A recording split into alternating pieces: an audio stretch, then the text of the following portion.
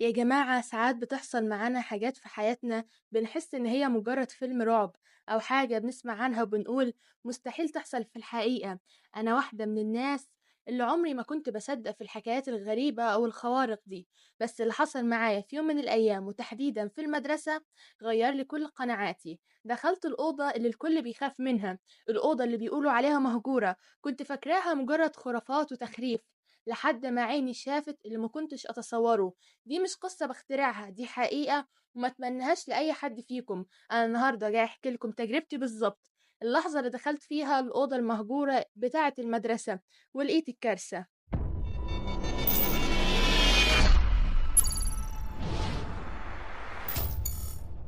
السلام عليكم ورحمة الله وبركاته. بصراحة كده ومن غير أي مجاملات أنا لسه لحد دلوقتي بتلخبط في الكلام لما باجي بحكي على اللي حصل ده، بحس بخنقة كده ورعشة بتسري في جسمي كله. كان المشهد بيتكرر قدام عيني. الموضوع ده حصل معايا من كام سنة وأنا لسه كده في المرحلة الثانوية.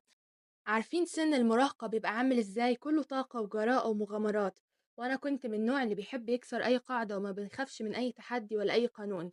المدرسة بتاعتنا كده كانت مدرسة قديمة شوية، مبانيها كلاسيكية وليها حكايات كتيرة الناس بتتنقلها من جيل لجيل. ومن أشهر الحكايات دي كانت بتقول حكاية الأوضة المهجورة. الأوضة دي كانت موجودة في آخر الممر في الدور الثالث، ممر ضيق كده ومظلم، والباب بتاعها كان دايما مقفول بقفل كده قديم ومصدي، وعليها يافطة صغيرة مكسورة مكتوب عليها ممنوع الدخول. الفكرة بقى ان محدش يعرف ايه الأوضة دي بالظبط، ولا ليه مهجورة، ولا ليه دايما مقفولة. الكلام اللي كان بيتقال انها كانت زمان مكتب لناظر قديم مات فيه بطريقة غامضة، ومن ساعتها ومحدش بيقرب منها وإن في حاجات غريبة بتحصل. طبعا احنا كشباب مراهق كنا بنضحك على الكلام ده ونقول خرافات ناس كبار. في يوم من الأيام وبعد انتهاء اليوم الدراسي أنا واتنين من صحابي، كنا أحمد ومحمود، كل لسه في المدرسة بنلعب كرة في الملعب. الساعة بدأت تتأخر والحارس كان خلاص قرب يقفل البوابات، واحنا ماشيين عشان نطلع أحمد فجأة قال: ايه رأيكم نكسر الملل ده ونعمل حاجة مجنونة؟ محمود رد عليه وقال له: ايه هي؟ احمد بص ناحيه الدور التالت وقال: ايه رايكم ندخل الاوضه المهجوره دي ونشوف فيها ايه؟ في الاول بصراحه كده انا اترددت، رغم ان انا كنت جريئه، بس حكايه الاوضه دي كانت بتخلي اي حد يشك شويه. بس فكرت بعدين ايه يعني، هتكون اوضه فاضيه وملهاش لازمه. وافقت، ومحمود كمان وافق، واحمد وافق. الفضول كان بيقتلنا، وفي الطريق قابلنا ريم كانت قاعده في الفصل وبتلم كراساتها وحاجاتها، ولما عرضنا عليها اترددت وخافت بما انها جبانه جدا، بس أخدناها معانا. طلعت معانا وطلعنا كلنا احنا الأربعة على الدور التالت. الممر كان مضلم أكتر من أي وقت تاني، كل خطوة كنا بنخطيها كانت بتعمل صدى غريب. وصلنا للباب القديم وكان قديم جدا ومصدي. أحمد كان معاه كلبسة بيفتح بيها أي حاجة مقفولة في دقايق. القفل بقى اتفتح بصوت مزعج جدا كأنه صوت تكسير عظم الباب. اتفتح الباب ببطء وطلع منه هوا ساقع وغريب، ريحة تراب على حاجة قديمة ومكتومة، وريحة تانية كده مش مفهومة كأنها ريحة عفن أو حاجة بتتحرق من زمان. كان في ضوء خفيف جدا جاي من شباك صغير عليه تراب. دخلت أنا الأول ورايا أحمد ومحمود وريم. الأوضة دي كانت كبيرة نوعا ما، كلها تراب وعنكبوت في النص كده. كان في مكتب خشبي قديم عليه ورق متناثر كده وكرسي متهشم شوية، وفي دولاب حديدي كبير لونه بني غامق، وعلى يمينه كانت في ترابيزة عليها كتب ومجلدات قديمة. المنظر كان عادي ومخيب للأمل شوية. قلت لنفسي: ايه الهبل ده، دي أوضة عادية مفيهاش أي حاجة لده كله. أحمد وريم بدأوا يفتحوا أدراج المكتب الفاضية، ومحمود راح ناحية الدولاب الحديدي وحاول يفتحه بس كان مقفول. إنما أنا بقى كان في حاجة شدتني من ناحية الترابيزة اللي عليها الكتب دي. كان في كتاب كبير لونه بني غامق وشكله غريب ومختلف عن باقي الكتب اللي كان عليها تراب كتير، ومقفول بحاجة زي كده زي قفل معدني صغير.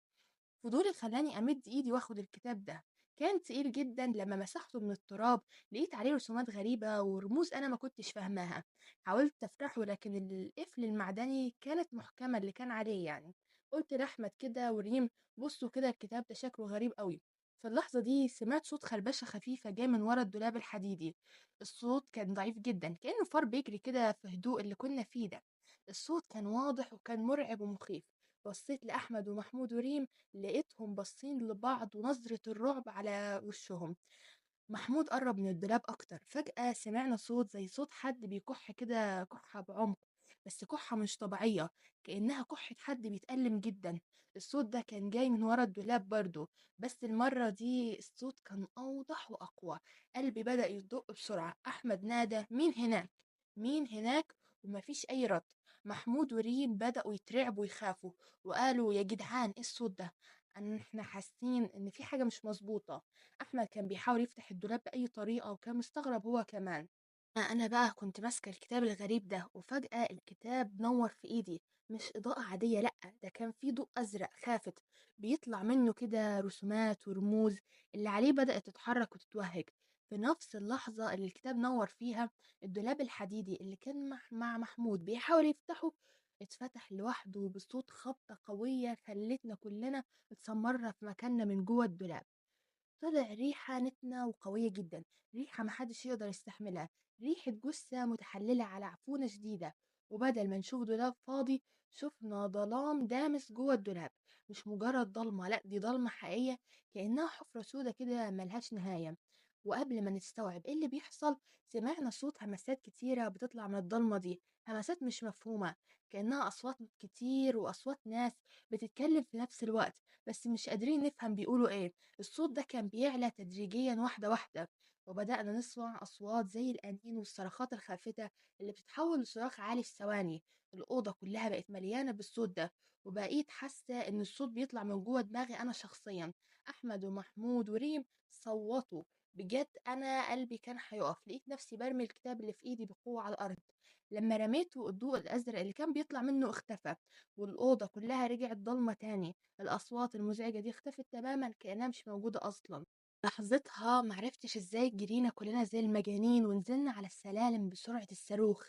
فتحنا بوابة المدرسة، موقفناش غير واحنا في شارع بعيد جدا عن المدرسة، حتى بعيد عن البيت وعن المدينة كلها. وما تسألونيش ازاي، كنا بننهج وبنرتعش من الخوف. محدش فينا نطق بكلمة واحدة لحد ما وصلنا بيوتنا. والنهاردة بعد سنين، لما بنفتكر كلنا اللي حصل ده، بنتأكد ان اللي شفناه ده ما كانش وهم ولا خيال. الكتاب ده والأوضة دي والأصوات دي كلها حاجات حقيقية حصلت. ومن ساعتها عمري ما قربت من المدرسة دي تاني. ولحد دلوقتي الأوضة دي لسه مقفولة والكل بيخاف منها. الكارثة اللي لقيتها في الأوضة المهجورة دي علمتني درس واحد بس: في حاجات في الدنيا دي أكبر من فهمنا، وأحسن إن احنا ما نقربش منها.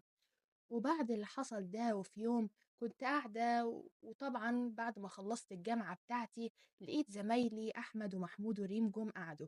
ومحمود فتح موضوع المدرسة تاني، وقال لنا: بصراحة أنا كل ما أجي أفكر في موضوع المدرسة ده بيجيلي شك إن أنا أدخلها تاني. رد عليه أحمد وقال: ده أنا اللي بحلم بكوابيس، وبكوابيس الكتاب اللي انتي مسكتيه. ريم ردت علينا وقالت: انا مش عايزه اقول لكم، بس انا بصراحه عندي فضول واسع ان انا اعرف ايه اللي حصل في المدرسه دي، وايه اللي حصل في الاوضه دي بالتحديد. يا ريت تشاركونا رأيكم في التعليقات. هل حصل معاكم موقف مشابه؟ وهل بتصدقوا في الحكايات دي؟ وهل تعتقدوا إن الأربع أصحاب ممكن يدخلوا الأوضة المهجورة دي تاني، وممكن يرجعوا للمدرسة دي تاني؟ ما تنسوش تعملوا لايك وشير الفيديو ده علشان نوصل القصة دي لأكبر عدد من الناس. وما تنسوش تعملوا له سبسكرايب للقناة علشان عيلتنا تكبر بيكم. ونشوفكم فيديو جديد، والسلام عليكم ورحمة الله وبركاته.